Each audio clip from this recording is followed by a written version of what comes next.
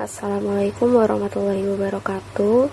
Yang kami hormati Ibu Putri Dwi Aprilia Nurhasana SE MSc selaku dosen pengampu mata kuliah ini.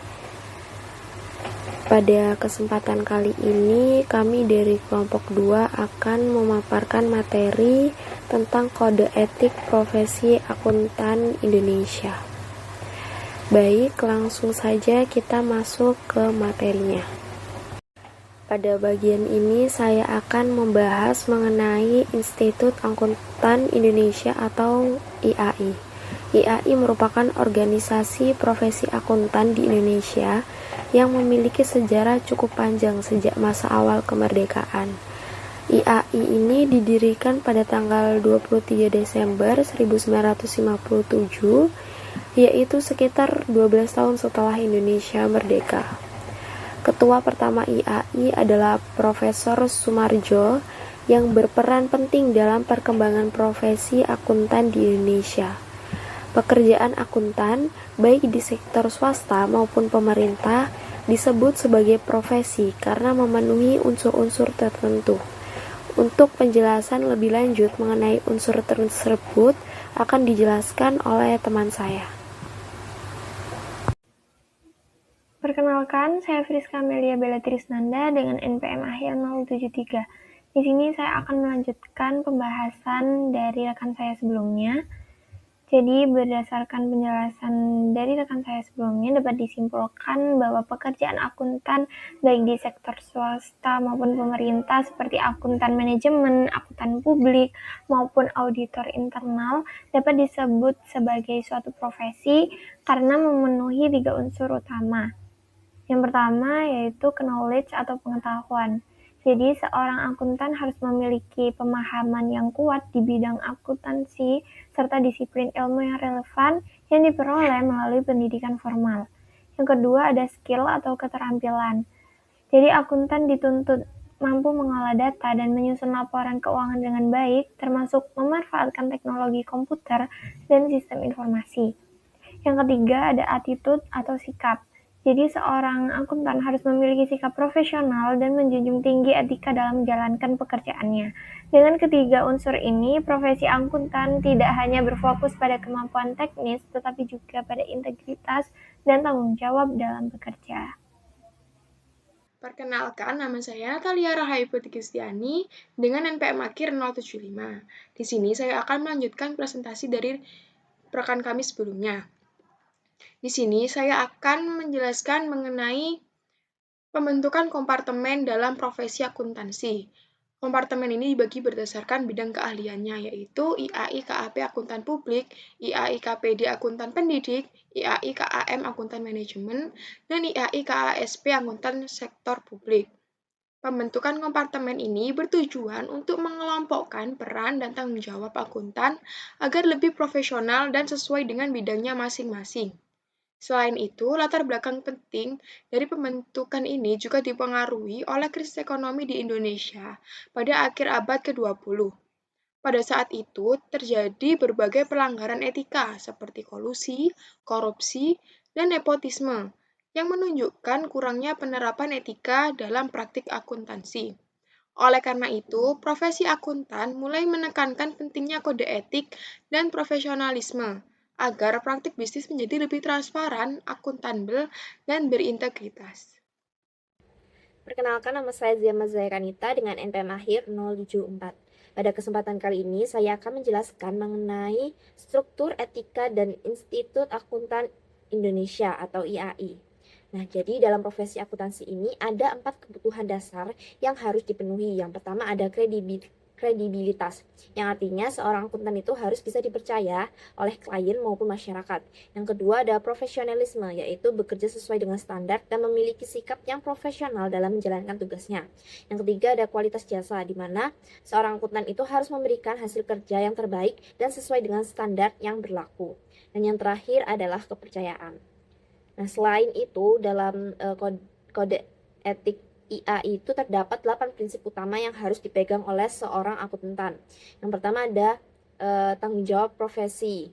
Yang kedua ada kepentingan publik, yaitu dalam bekerja itu tidak hanya mementingkan diri sendiri tetapi juga masyarakat secara luas. Yang ketiga ada integritas, yang berarti harus jujur dan dapat dipercaya. Yang keempat ada objektivitas, yaitu bersikap netral dan tidak memihak manapun. Yang kelima ada kompetensi dan kehati-hatian profesional. Yang keenam ada kerahasiaan, yaitu bisa menjaga informasi klien agar tidak disalahgunakan. Yang ketujuh ada perilaku profesional, dan yang kedelapan ada standar teknis, di mana akuntan itu harus mengikuti aturan dan standar yang sudah ditetapkan. Untuk materi selanjutnya akan dijelaskan oleh rekan saya. Baik, sebelumnya perkenalkan, nama saya Frisma Agustina dengan NPM akhir 081. Jadi pada slide ini saya akan menjelaskan struktur kode etik IAI yang terdiri dari 4 bagian yang disusun berdasarkan struktur atau jenjang atau bersifat hierarki. Yang pertama adalah prinsip etika, yaitu landasan nilai dasar yang menjadi pedoman umum bagi seluruh anggota. Nah, prinsip etika ini disahkan oleh Kongres IAI dan berlaku untuk semua anggota IAI. Yang kedua adalah aturan etika yang merupakan turunan dari prinsip etika dan berisi ketentuan yang lebih operasional dalam praktik. Aturan etika ini disahkan melalui rapat anggota pada masing-masing kompartemen atau institusi profesi sejenis. Yang ketiga adalah interpretasi aturan etika yang digunakan ketika terdapat perbedaan penafsiran, sehingga memberikan penjelasan lebih lanjut terhadap aturan yang ada. Interpretasi ini dilaksanakan oleh pengurus kompartemen atau institusi profesi sejenis. Kemudian yang keempat adalah tanya jawab etika yang berfungsi untuk membahas kasus nyata yang muncul dalam praktik. Nah, bagian ini ditangani oleh Dewan Standar Profesi pada kompartemen atau institusi terkait. Jadi keempat bagian ini tidak hanya tersusun secara berjenjang dari segi isi, tetapi juga memiliki pembagian kewenangan yang jelas dalam pengesahan dan pelaksanaannya. Perkenalkan, nama saya Rano Satriawa Yuariono dengan NPM akhir 064. Pada kesempatan hari ini saya akan memaparkan materi tentang kerangka kode etik IAI dan IAPI. Kemudian nantinya juga saya akan memaparkan materi tentang jenis ancaman dari kode etik IAI dan IAPI ini. Nah, jadi struktur kode etik IAI ini disusun tidak secara mendatar, melainkan terdiri dari 4 bagian yang membentuk hierarki. Oke. Jadi pertama, di posisi puncak itu ada prinsip etika. Jadi prinsip etika ini merupakan landasan atau nilai dasar moral kita. Prinsip ini ditetapkan langsung oleh Ikatan Akuntan Indonesia atau IAI, yang cakupannya meliputi tanggung jawab profesi, kepentingan publik, integritas, dan objektivitas. Kemudian, karena prinsip moral sifatnya masih luas, maka ia diturunkan menjadi hierarki kedua, yaitu aturan etika. Nah, aturan etika adalah bentuk penerapan praktis di lapangan. Aturan ini disusun secara spesifik oleh IAI KAP, yang mengatur teknis seperti aturan independensi, standar akuntansi, kemudian juga tanggung jawab kita kepada klien maupun kepada sesama rekan kita. Nah, kemudian hierarki yang ketiga, dalam praktiknya seringkali terdapat keraguan dalam penerapan aturan etika tersebut. Jika terjadi perbedaan penafsiran atau keraguan, hierarki ketiga berfungsi yaitu untuk interpretasi aturan etika. Lembaga terkait itu berwenang untuk mengeluarkan interpretasi resmi yang diawasi langsung oleh pengurus IAI KAP agar semuanya itu bisa mengenakan seragam yang standar yang sama. Kemudian yang terakhir adalah hierarki keempat adalah tanya jawab. Jika muncul kasus nyata yang sangat spesifik dan belum terakomodasi dengan jelas, sesi tanya jawab ini akan hadir sebagai mekanisme klarifikasi penutupnya. Ya, sekian dari saya. Nantinya saya akan menjelaskan mengenai jenis ancaman dari kode etik IAI dan IAPI ini. Terima kasih. Baik, terima kasih atas kesempatannya. Sebelumnya perkenalkan, saya Salsabila Keisha Perwanti dengan NPM 25013010086. Pada slide ini kita akan membahas tentang proses penalaran prinsip etika, khususnya prinsip kedua yaitu kepentingan publik. Jadi, prinsip ini menekankan bahwa profesi akuntansi ini tidak hanya bekerja untuk kepentingan klien atau perusahaan saja, tapi juga memiliki tanggung jawab kepada masyarakat luas, yang artinya setiap informasi yang dihasilkan oleh akuntan harus bisa dipercaya dan digunakan oleh publik dalam mengambil keputusan. Seperti yang kita lihat, masyarakat sangat membutuhkan informasi dari akuntan, misalnya dalam bentuk laporan keuangan. Nah, kualitas keputusan yang diambil oleh pihak-pihak seperti investor, kreditur, atau pemerintah sangat bergantung pada kualitas informasi tersebut. Selain itu, profesi akuntan sendiri akan berada pada posisi yang penting apabila mampu menjaga kepercayaan publik. Jadi bukan hanya soal kemampuan teknis saja, tapi juga soal integritas dan kejujurannya. Sebagai tambahan, kalau akuntan sampai memberikan informasi yang menyesatkan, dampaknya bisa luas, seperti kerugian finansial, bahkan hilangnya kepercayaan terhadap profesi itu sendiri. Karena itu, penghormatan terhadap profesi akuntan muncul ketika mereka mampu menunjukkan komitmen dan dedikasi dalam menjaga kepentingan publik. Materi berikutnya akan dijelaskan oleh rekan saya, dipersilahkan. Selanjutnya kita masuk ke proses penalaran prinsip etika, khususnya prinsip pertama yaitu tanggung jawab profesi. Dalam menjalankan tanggung jawabnya, setiap akuntan harus menggunakan pertimbangan moral dan profesional. Artinya tidak hanya berpegang pada aturan, tetapi juga mempertimbangkan nilai etika dalam setiap keputusan. Masyarakat atau publik juga menuntut akuntan untuk menjaga kualitas informasi yang telah disajikan, karena informasi tersebut digunakan sebagai dasar pengambilan keputusan.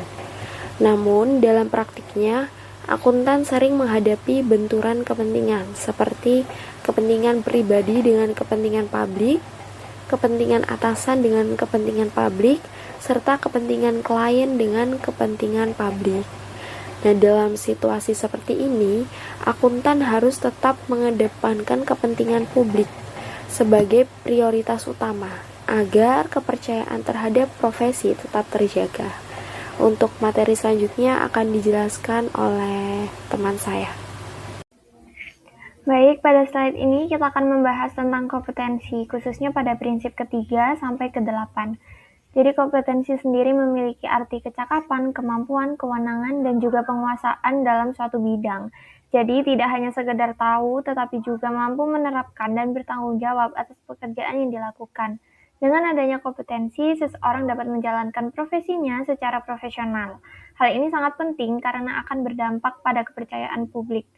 Semakin tinggi kompetensi yang dimiliki, maka semakin besar juga kepercayaan yang diberikan oleh masyarakat atau pihak terkait. Oleh karena itu, kompetensi menjadi salah satu prinsip penting yang harus dimiliki dalam menjalankan suatu profesi. Baik, pada slide ini dijelaskan bahwa IAI telah menetapkan 6 prinsip etika yang berkaitan dengan kompetensi profesional akuntan.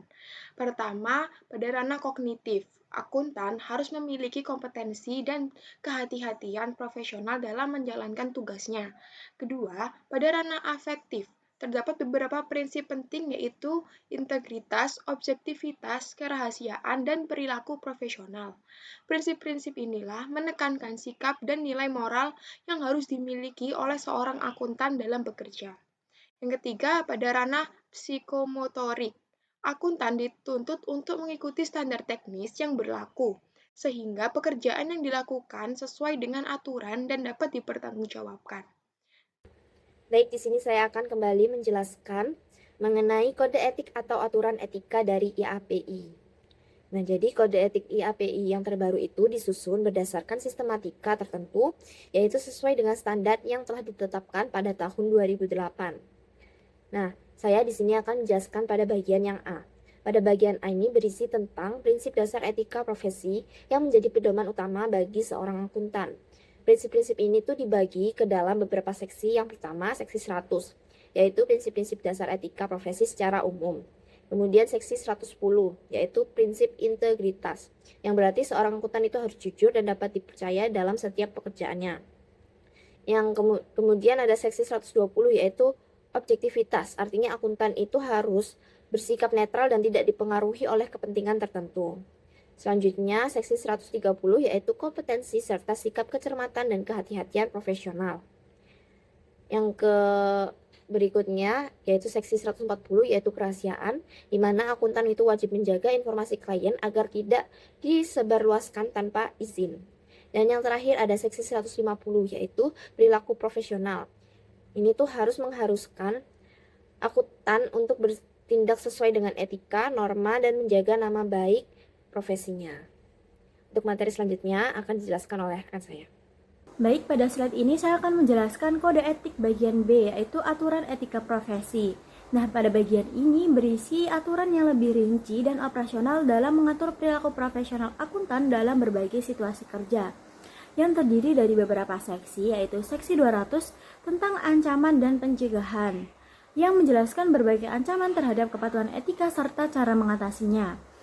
Kemudian seksi 210 tentang penunjukan praktisi, KAP atau jaringan KAP. Seksi 220 mengenai benturan kepentingan. Seksi 230 tentang pendapat kedua. Seksi 240 mengenai imbalan jasa profesional dan bentuk remunerasi lainnya. Kemudian seksi 250 tentang pemasaran jasa profesional. Seksi 260 mengenai penerimaan hadiah atau bentuk keramah tamahan lainnya. Kemudian seksi 270 tentang penyimpanan aset milik klien. Seksi 280 mengenai objektivitas dalam semua jasa profesional. Dan seksi 290 tentang independensi dalam perikatan assurance. Nah, melalui bagian ini diharapkan akuntan dapat menjalankan profesinya secara profesional sesuai dengan standar etika yang telah ditetapkan. Baik, saya akan memaparkan materi tentang jenis ancaman kode etik dari IAI dan IAPI. Nah, dalam menjalankan praktik profesional, objektivitas dan independensi kita sebagai akuntan itu seringkali diuji. Nah, terdapat 5 jenis ancaman utama yang diatur dalam seksi 100.10, yaitu yang pertama adalah ancaman kepentingan pribadi pada 100.10a. Ini terjadi ketika kepentingan finansial atau kepentingan pribadi lainnya memengaruhi pertimbangan profesional kita. Misalkan, memiliki saham di perusahaan klien yang sedang kita audit. Bisa jadi kita selalu mengiyakan mengenai laporan keuangan mereka. Kemudian yang kedua adalah ancaman telah pribadi pada 100.10b. Ancaman ini muncul ketika kita harus mengevaluasi kembali hasil pekerjaan kita sendiri di masa lalu. Contoh, kita yang merancang sistem akuntansi klien, lalu kita juga yang mengaudit kelayakan sistem tersebut. Objektivitas pasti akan terganggu. Kemudian yang ketiga adalah ancaman advokasi pada 100.10c. Ini terjadi ketika akuntan bertindak mempromosikan posisi atau kepentingan klien sampai pada titik di mana objektivitasnya terkompromi, seperti menjadi negosiator atas nama klien dalam sengketa hukum. Kemudian yang keempat adalah ancaman kedekatan atau pada 100.10d. Ini merupakan risiko yang timbul akibat hubungan yang terlalu lama atau terlalu dekat dengan klien, sehingga kita menjadi terlalu bersimpati pada kepentingan mereka dan kehilangan skeptisisme profesional. Jadi keempat ini berhubungan pada bias, yaitu terlalu lama berhubungan dengan klien. Jadi kita bias terhadap mereka sehingga kita merasa bersimpati kepada mereka. Kemudian yang terakhir atau yang kelima adalah ancaman intimidasi pada poin 100.10e. Ancaman ini terjadi ketika kita dihalangi untuk bertindak objektif karena adanya tekanan nyata atau ancaman dari pihak klien. Misalkan, ancaman pemecatan jika tidak menyetujui perlakuan akuntansi tertentu. Nah, yang terakhir ini, ancaman intimidasi ini biasanya sering dirasakan oleh auditor internal dari perusahaan. Sekian dari saya. Materi selanjutnya akan dijelaskan oleh rekan saya. Terima kasih. Baik, kembali kepada saya. Selanjutnya pada slide ini kita akan membahas tentang pencegahan dari ancaman dalam kode etik profesi akuntan. Maksud dari pencegahan di sini adalah upaya-upaya yang dilakukan untuk mengurangi atau bahkan menghindari ancaman terhadap kepatuhan etika seorang akuntan. Nah, pencegahan ini bisa berasal dari profesi itu sendiri, peraturan perundang-undangan, maupun regulasi lain. Misalnya adanya persyaratan pendidikan, pelatihan, dan pengalaman yang harus dipenuhi sebelum seseorang bisa menjadi seorang akuntan. Nah, hal ini penting supaya individu yang masuk ke profesi ini sudah memiliki kompetensi yang memadai. Selain itu, ada juga kewajiban untuk mengikuti pengembangan profesional berkelanjutan. Nah, jadi akuntan ini tidak berhenti belajar karena lingkungan bisnis dan akan terus berkembang. Kemudian terdapat juga peraturan tata kelola perusahaan, standar profesi, serta prosedur pengawasan dan pendisiplinan dari organisasi profesi atau regulator. Ini semua berfungsi sebagai kontrol agar akuntan ini tetap bekerja sesuai dengan etika yang berlaku. Nah, sebagai tambahan, ada juga penelaahan eksternal oleh pihak ketiga yang memiliki kewenangan hukum. Ini penting untuk memastikan bahwa laporan atau informasi yang dihasilkan benar-benar dapat dipercaya. Terakhir, pencegahan juga bisa berasal dari lingkungan kerja itu sendiri, misalnya adanya budaya perusahaan yang menjunjung tinggi integritas. Jadi bukan hanya individu saja, tapi juga sistem dan lingkungan ikut berperan dalam menjaga etika profesi itu sendiri. Materi berikutnya akan dijelaskan oleh rekan saya, dipersilahkan. Pada bagian ini kita akan membahas mengenai pengaturan dan perizinan kantor akuntan publik atau KAP singkatannya. IAI memiliki suborganisasi yang berkaitan dengan akuntan publik, yaitu IAPI atau kepanjangannya yaitu Institut Akuntan Publik Indonesia. Kinerja KAP tidak hanya diawasi oleh organisasi profesi, tetapi juga oleh pemerintah dan lembaga legislatif seperti DPR untuk memastikan bahwa praktik akuntansi berjalan sesuai aturan. Adapun beberapa regulasi yang mengatur KAP antara lain Undang-Undang Nomor 5 Tahun 2011 tentang Akuntan Publik serta Peraturan Menteri Keuangan Nomor 17 PMK 01 2008. Dengan adanya pengaturan dan pengawasan ini, diharapkan KAP dapat menjalankan tugasnya secara profesional, independen, dan bertanggung jawab.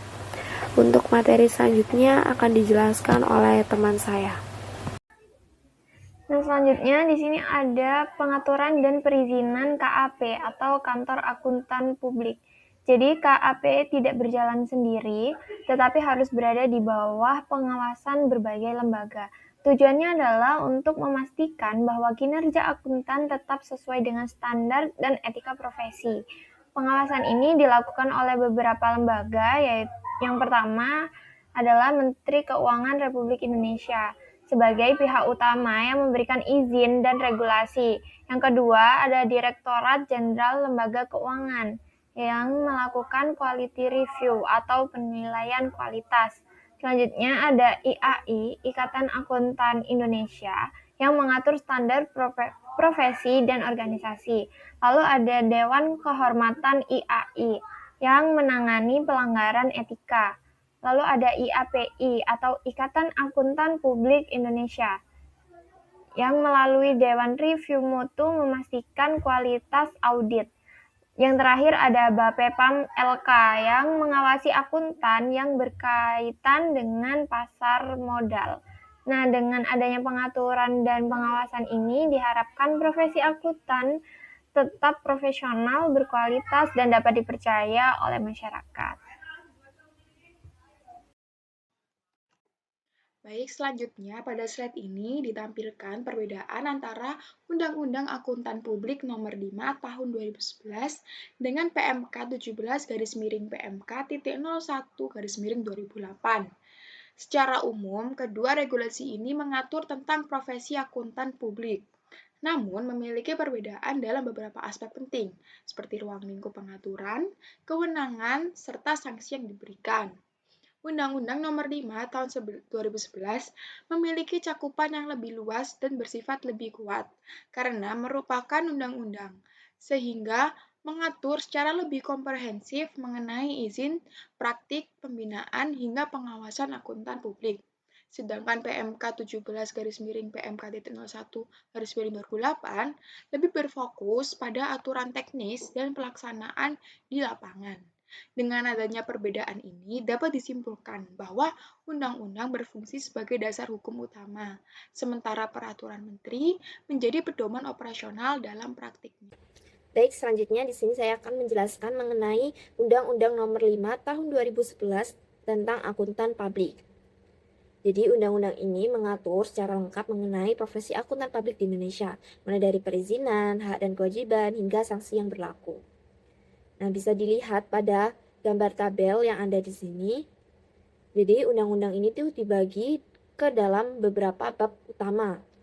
Yang pertama, bab 1 ada ketentuan umum yang menjelaskan dasar-dasar terkait akuntan publik. Bab 2 ada bidang jasa yang menjelaskan layanan apa saja yang dapat diberikan oleh akuntan publik. Bab 3 ada perizinan akuntan publik dan bab 4 ada kantor akuntan publik. Ini tuh mengatur syarat serta prosedur untuk bisa menjalankan profesi ini secara resmi. Yang bab 5 ada hak, kewajiban dan larangan bagi akuntan publik. Bab ke-6 ada penggunaan nama KAP atau kantor akuntan publik. Bab ke-7 kerjasama KAP. Bab ke-8 ada biaya perizinan. Bab ke-9 ada asosiasi profesi akuntansi publik. Bab ke-10 ada komite profesi akuntansi publik. Bab ke-11 ada pembinaan dan pengawasan. Bab ke-12 ada sanksi administratif. Bab ke-13 ada ketentuan pidana. Bab ke-14 kadaluarsa tuntutan atau gugatan.